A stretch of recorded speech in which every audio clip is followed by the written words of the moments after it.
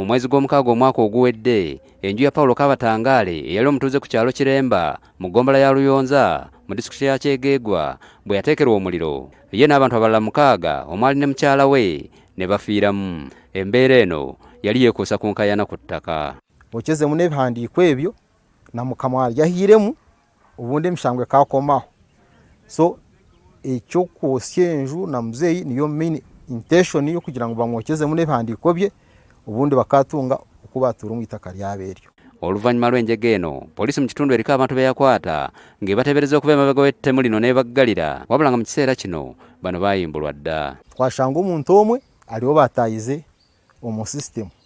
Hata abandi twayibuza ati bubiru bakazitunga bata zitali mu system ya court ya high court. Kyatwewunyisa pa now right now ogamba abantu tewali eyamalayo emyezi 2. Omuntu yandibadde atuyambako who is a political leader era area MOP, Mr. Kafuzi Jackson and the Deputy Attorney General, netusanga ye lawyer waabwe era ye yaba w'amaanyi okukola ki okuva mu kino kye balimu oba okuva omukomera. Bwe tutuukidde mu maka omwali enjega, tusanze abaana b'omugenzi bagezako okuddaabiriza nju yaabwe.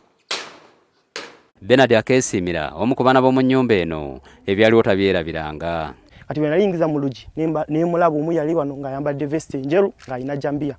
Then n'omulala ng'ali ku dinisa eri eyo wansi nayo ng'alina jambiya. Ekyaddako eri mu nnyumba enene mama wange yali akuba enduulu n'obwana obuto.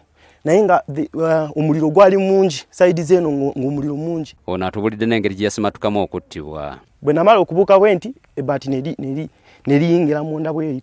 Bwe lyamala okuyingira munda nendi kuba akana akatina akoma kati nenga kuba nga njagala nkole nta ufulume kati mera kakwata bwenti actually gansala wano olaba nnu mugongo nira musikazi kati nenfulumirawo nenkwata kugundi nembuka munengwa wabweru. Nandibadde nsaba kooti nayo okumaliriza issue eno this appeal egimalirize mangu kubanga ffe tetuyina guno omutima omubi nga gwe batuteekako nti tugenda bagoba mu ttaka. Originals z'endagaano ezo transfer form byona tubyine tiine kyandikwa na kimwe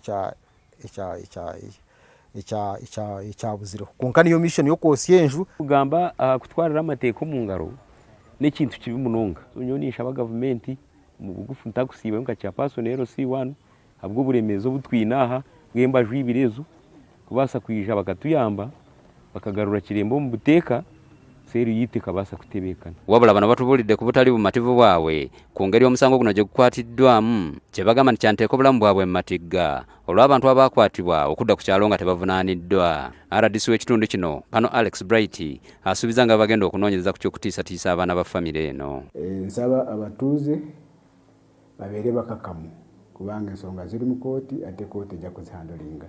Tujja kukola kyonna ekisoboka kulaba nti tubakuuma ate n'abo abatiisatiisa tujja kubateeka mu mbuga z'amateeka kubanga okutiisatiisa guba musango aba azi omusango. Okutwalira amateeka mu ngalo kyeyongedde mu bitundu bya Kyegeegwa naddala ku nsonga z'ettaka.